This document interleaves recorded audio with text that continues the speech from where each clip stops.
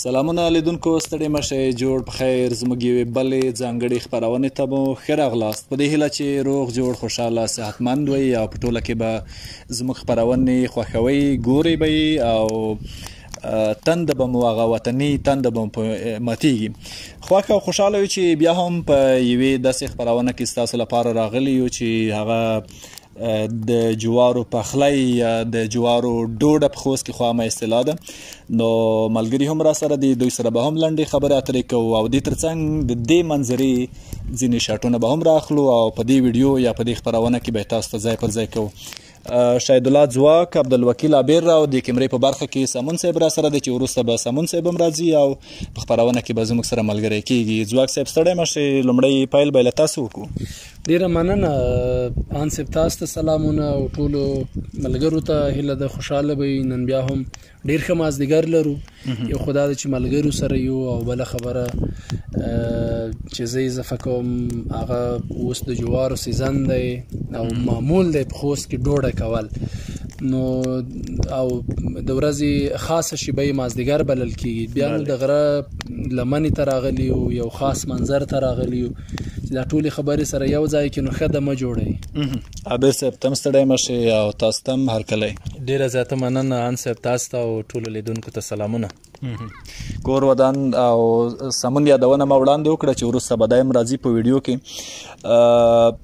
ډیر وخت وشو چې تقریبا داسې فرصتونه نه دي ایجاد شوي یا هم موږ ته په لاس نه دي راغلي او طبعا هغه څوک چې زموږ دا ویډیو ګوري یا دا خپرونه ګوري او هغوی په وطن کې نه دي، بالخصوص په خوست کې نه دي، دا لحظې حتمي ده چې دوی ته ور یادېږي، یا به د ځوانۍ دور ور یادېږي یا به د وطن دغسې ورته شیبې او لحظې ور یادېږي چې دوی به هم عین شان دغسې لرلي. خو موږ نیکمرغه یو چې هم په وطن کې یو او بالخصوص په خپل ګلالي او خپلې خوست کې یو او نن بیا دغسې فرصت هم په لاس راغلی دی چې یوې ډېرې خلاصې او ښکلې شنې سیمې ته راشو او د ښاره جوار راوړو او دلته ډوډه برابره کړو. نو څنګه ځواک د ځای په اړه څه وایي، د سیمې په اړه څه وایي او د دغسې میلو بنډارونو په اړه؟ ان صاحب د ملګرو ترمنځ خو بنډارونه همیش خوند کوي او طبعا چې ټولنیز ژوند وي هلته بیا نو اړیکې پالل کیږي. د اړیکو د پاللو لپاره د ملګرو یو ځایوالی شرط دی او د هغوی تفاهم شرط دی. نو کله چې بیا یووالی هم وي او تفاهم هم وي نو بیا داسې بنډارونه داسې میلې خوند کوي او بیخي ډیرې کوي.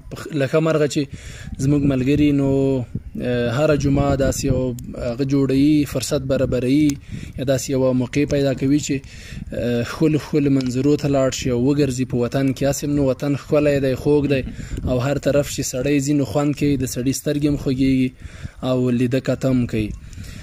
بل عموما دا غریزي منطقي او غریز چاپیریالونه زما ډیر زیات خوښیږي. ګڼه ګوڼه پکې یو څه کمه غوندې وي، شور ماشور پکې یا غږیزه ککړتیا پکې ډیره کمه محسوسیږي. ډیر آرام بخښونکی هغه لري چاپیریال یا فضا لري چې هغه په ټوله معنا نو سړی آراموي او خوشحاله یې ساتي. نو داسې منطقو ته کله کله راتلل نو سړي ته د میاشتو دمه ورکوي.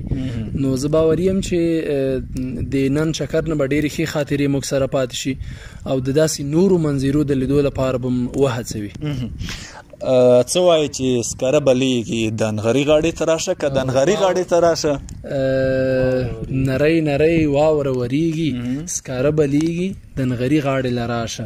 زموږ هغه د ډوډۍ سکاره له خیره برابر دی چې اوس یوازې هغه د جوارو ایښودل پې وشي، د جوارو پخلی وشي. نو عابر ان صاحب یو خبره کوم، دا د جوارو په پخولو کې څوک چې ډیر مسلکیان دي دا جوار په څو طریقو پخوي. مثلا ځینې دې ته پرېږدي چې د اور بیخي مړ شي، یوازې انګار پاتې شي، جوار له خپل هغه پټخي ایسته کوي.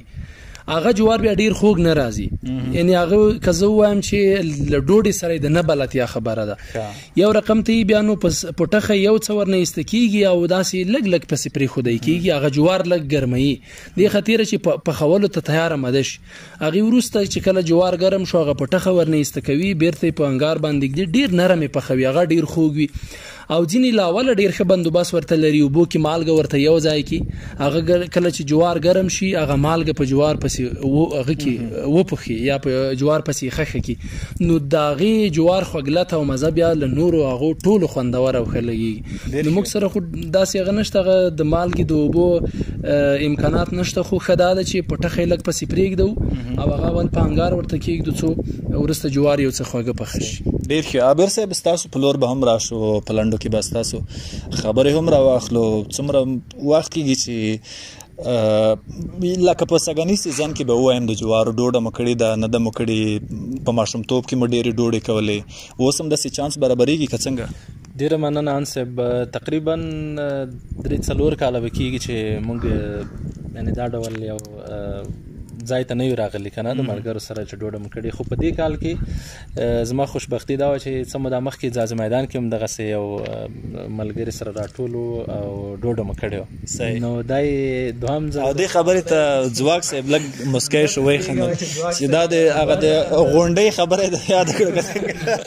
سمون خان دې ما ته ځکه خندار دا ورانی سمون صاحب کوي کله کله، ځکه دی چې د کمرې تر شا وي نو بیا لږ دغسې اکشنې کوي چې هغه د سړي توجه ده ته اوړي. نو چاپېریال او دغه طبیعي ښکلاګانې بیخي زما لپاره په زړه پورې دي او د دا ډول ملګرو ترمنځ له خیره چې خپرونه هم ډېره سره اوږده نه شي، موږ او تاسې به وګرځو جوار به پاخه کړو ځکه بیا ناوخته کېږي هم. تاسې ښکلي شاټونه واخلئ لیدونکو باندې، د دې سیمې مختلف ځایونه وګورئ. ډېره مننه، خوشحاله اوسئ.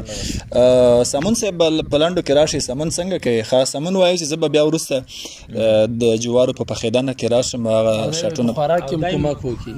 خوراک کې خو بیخي ماشاءالله ډېر تکړه خو د پخولو نه په خوراک کې ډېر مسلکي دی. صحیح. ډېره مننه لیدونکو، کور مو ودان، ځینې لحظې ځینې شاټونه به د پخولو راواخلو او که بیا نورې خبرې وي هغه به هم در سره شریکوو.